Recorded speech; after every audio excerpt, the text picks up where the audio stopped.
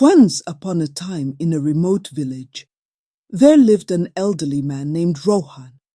He wasn't wealthy, but he had a lovely and happy family. Rohan was a diligent farmer, but he didn't own a farm.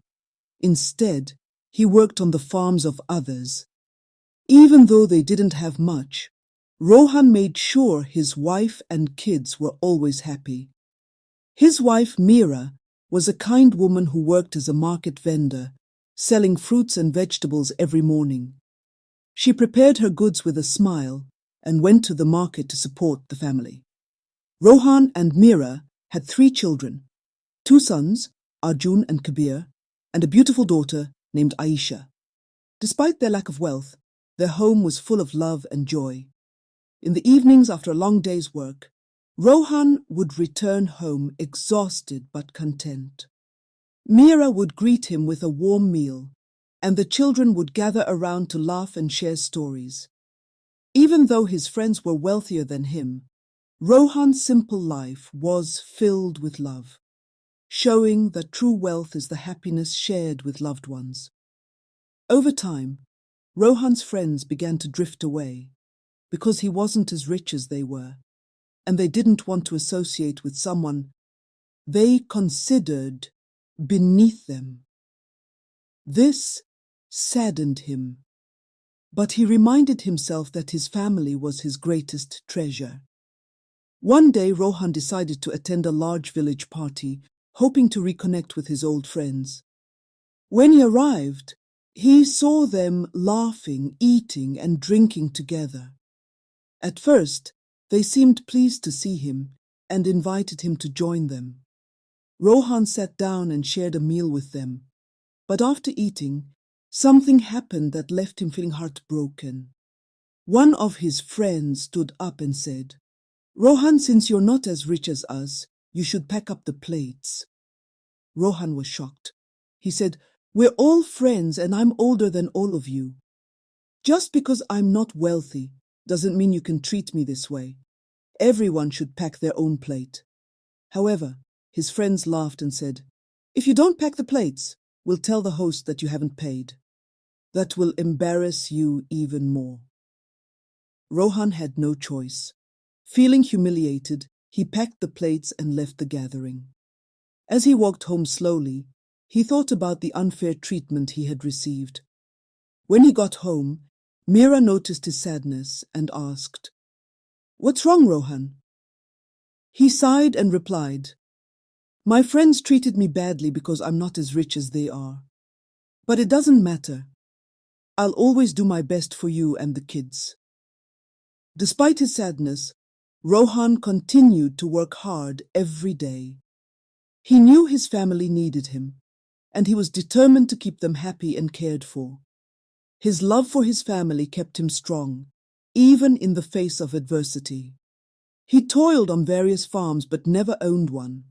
He spent long days under the hot sun, planting and harvesting crops, and sometimes the farmers delayed paying him, asking him to come back later. His wealthier friends often exploited him, asking him to do degrading tasks like cleaning their houses or washing their clothes. One day, Rohan asked a friend for some money to buy food for his family. The friend laughed and said, "If you want money, you'll have to clean my house and wash my clothes." Embarrassed but desperate, Rohan agreed. He spent the entire day working and received only a small sum, far less than he deserved. From sunrise to sunset, Rohan worked tirelessly. When it was time to get paid, his friend said, "I don't have the money right now. Come back next week." Rohan was frustrated but had no choice. His family depended on him. When the harvest season arrived, Rohan saw an opportunity. He approached the wealthiest man in the village, Chief Arnav, who owned the largest farm. Rohan hoped working for Chief Arnav would help him better support his family.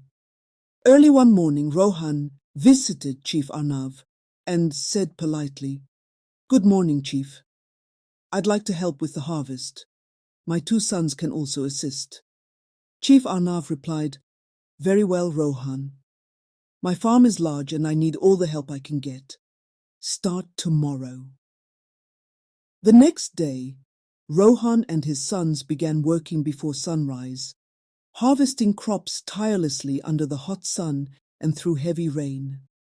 Day after day, they worked as a team, and eventually the harvest was completed.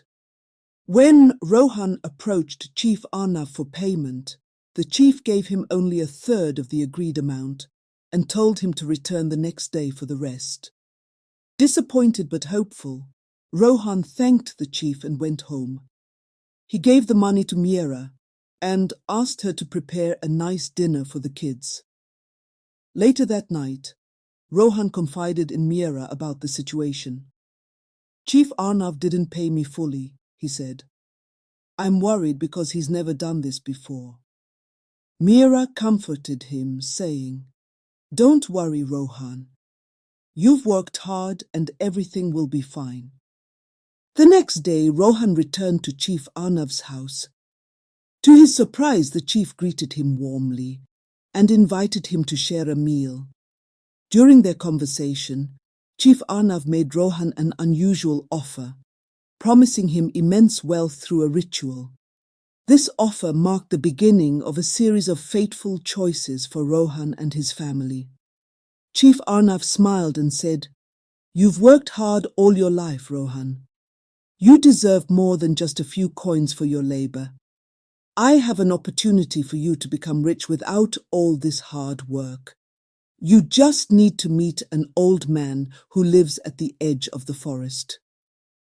Rohan hesitated but decided to listen.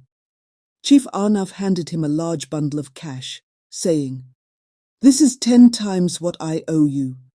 Think of it as a gift, a small taste of what you could have. There's no rush. Take your time to decide." Rohan's eyes widened as he stared at the money. He had never seen so much wealth in his life. Trembling, he accepted the bundle and thanked the chief. "I'll think about it and let you know," he said. As Rohan walked home, his thoughts were a whirlwind of hope and doubt. When he showed Mira the money, her eyes widened in disbelief. "Where did you get all this money?" she asked. Rohan sighed and explained everything. "Chief Arnav gave this to me. He also offered a way for us to become rich without hard work. He says there's no harm involved, just a ritual." Mira looked worried. "Rohan, this seems too good to be true. We've always lived honestly and worked hard for what we have. Easy riches often come with hidden dangers." Rohan nodded, understanding her concerns. "You're right, Mira. I'll think carefully before deciding." Over the next few days, Rohan debated Chief Arnav's offer. He thought about his family, their struggles, and how this opportunity could change their lives. Finally, one evening he told Mira, "I've made my decision. I'll go to the edge of the forest tomorrow to meet the old man." Mira gave him a worried look but nodded. "Be careful, Rohan. Remember, our family's happiness is more important than wealth." The next morning, Rohan made his way to the forest's edge. The air was thick with an eerie stillness, and the trees seemed to whisper secrets. He arrived at a small hut, where an elderly man with a long white beard greeted him. "Ah, Rohan," the man said in a deep, gravelly voice. "Chief Arnav told me you would come. Are you ready for the ritual?" Rohan's heart pounded as he nodded. "Yes, I'm ready." The old man led Rohan to a clearing in the forest. In the center of the clearing was a circle made of stones with strange symbols drawn inside it. The old man began to chant in a rhythmic tone that filled the air with an unsettling energy. He handed Rohan a small bowl of dark oil and said, "This ritual will grant you wealth without bloodshed. Rub this oil on your body, and the gods will bless you." With trembling hands, Rohan applied the oil as instructed. A strange warmth spread through his body, and The old man placed his hands on Rohan's head. "The gods will grant you riches," he said, "but remember, there is always a price to pay. Be wise and use your wealth for good." When the ritual was complete, the old man gave Rohan a small pouch filled with gold coins. "This is just the beginning. More will come to you. Go now and care for your family." Rohan thanked the old man and left the forest, feeling a mix of excitement and unease. When he arrived home, Meera and the children were waiting for him. He showed them the pouch of gold, and their faces lit up with joy. "Is this real?" Meera asked, touching one of the coins. "Yes, it's real," Rohan replied, embracing his family.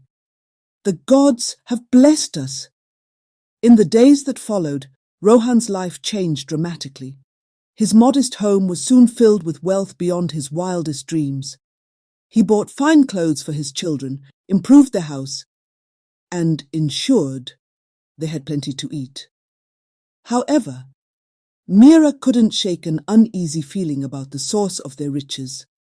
One evening, as they sat in their newly furnished living room, Meera said, "Rohan, I'm happy we have all these things now, but I'm worried. How did this happen so quickly?" Rohan took her hand and said, "The gods have rewarded us for our struggles. You don't need to worry." Meera sighed. "I trust you, Rohan, but please be cautious. Sometimes great wealth brings great trouble." Rohan nodded, understanding her concern. "I promise I'll protect our family." As time passed, Rohan's wealth continued to grow. He invested in land, started a farm, and became one of the richest men in the village. However, his old friends who had once abandoned him returned, eager to bask in his newfound fortune.